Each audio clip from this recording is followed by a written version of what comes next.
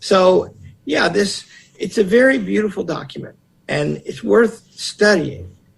And if you study it and see its greatness, then you can follow John Adams' advice about how to celebrate it.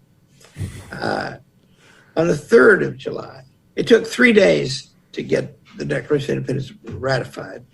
The 2nd, 3rd, and 4th, they had to agree on the 1st, and then they had to type it up and get it set in type, and then they had to meet again and vote on it, and then they had to meet a second time, and they did that on the 4th. And that's why we celebrate the 4th. But Adams is anticipating. On the 3rd of July, he wrote to his wonderful wife, you and I, Charlie, both married above ourselves. That's and right.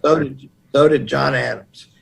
He's writing to Abigail. He says, I am apt to believe that it will be that the 2nd of July, turned out the 4th, will be celebrated by succeeding generations as the great anniversary festival.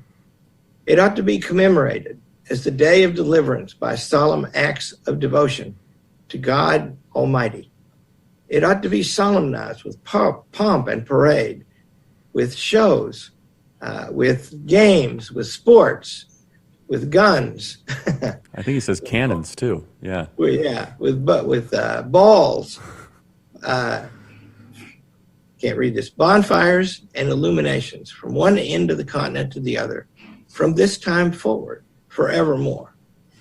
Now that's another testimony that they knew they were doing something wonderfully significant.